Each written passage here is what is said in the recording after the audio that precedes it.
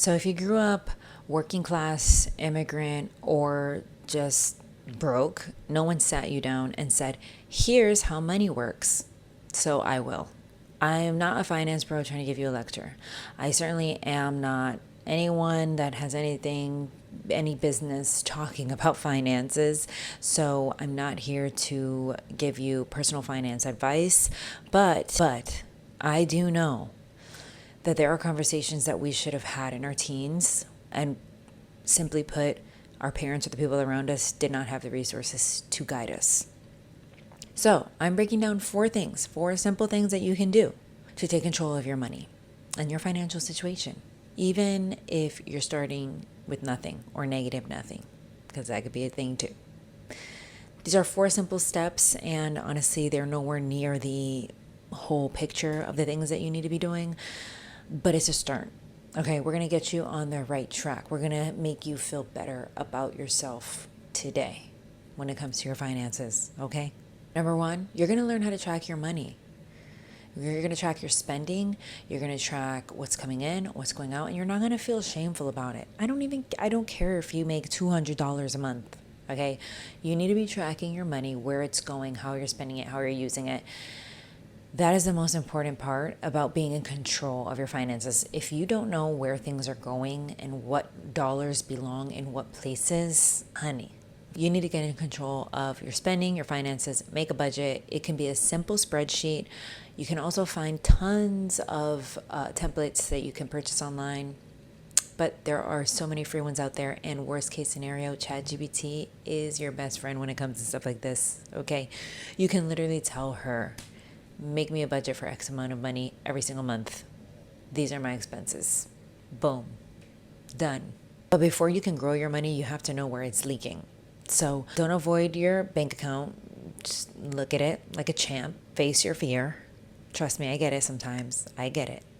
But we have to be brave. And like I said, you can use something like Notion, Excel, or a budgeting app to keep track of what's coming in and what's going out. Having awareness of your money is empowering. The next tip I'm going to give you is to separate your banking accounts. Separate your banking accounts. If nothing else, you should have a checking and a savings. A checking and a savings. Even if the money in your savings account eventually is going to get used up because you have to pay your taxes or something, or that money is going to be put toward freaking fixing your car soon, you should have a checking and you should have a saving. You need to practice saving at least 10% of your income, because that is just a general rule of thumb. We should be saving money. We should have money in the bank in a savings account in case of an emergency.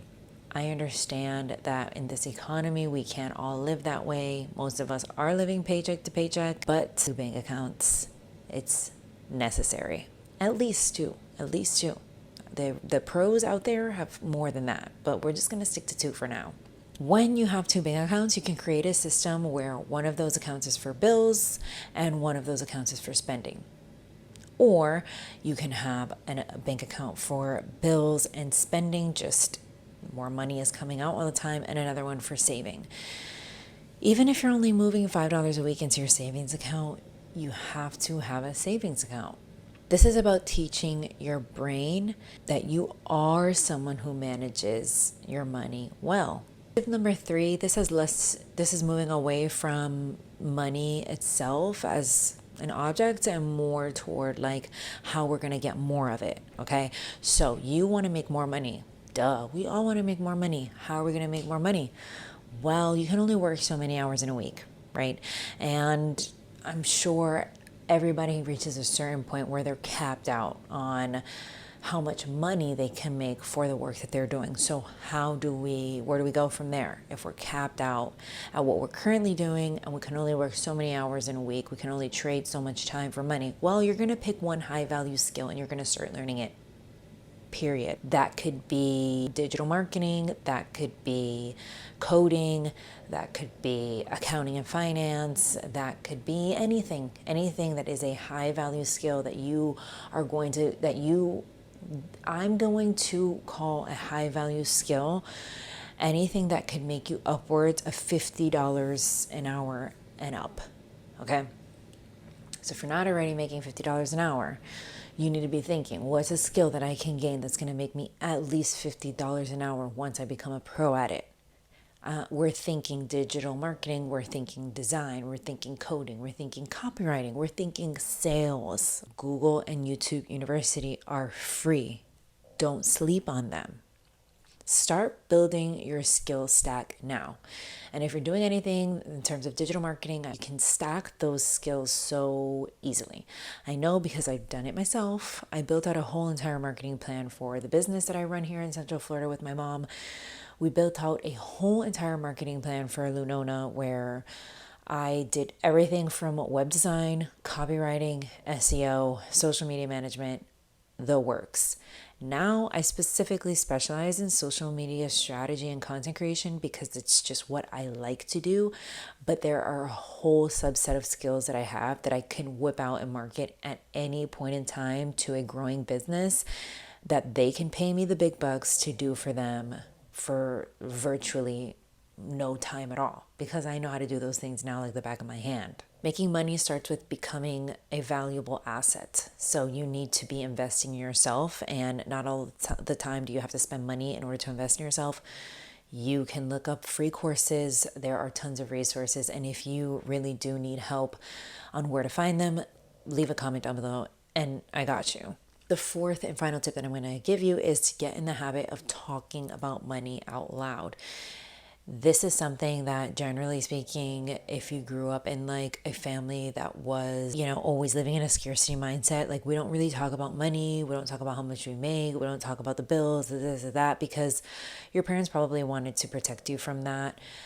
Or they just maybe were embarrassed to talk about their financial situations. But the fact of the matter is that they probably did you an injustice by not talking out loud about money. We need to have more candid conversations about things like debt management, making more money, what it means to be rich. We really need to have conversations like that because it gets us more comfortable and more financially literate. So the reason money feels scary is because we were taught not to talk about it. It is just a cultural thing. And a lot of times we are also taught that wanting more money makes you a greedy person, which is not true. So say your rates with your chest, talk numbers, normalize asking, negotiating, learning. These are all, sir, these are all things that are normal and should be normalized, starting with you. Confidence with money comes from repetition, not being rich. The more you talk about it, the more you live it, the more you do it, the more you're going to feel confident about your financial situation, where you're going, and how to get better. Making money isn't always just about working hard. It's about being seen as valuable. And that is a skill that you can learn.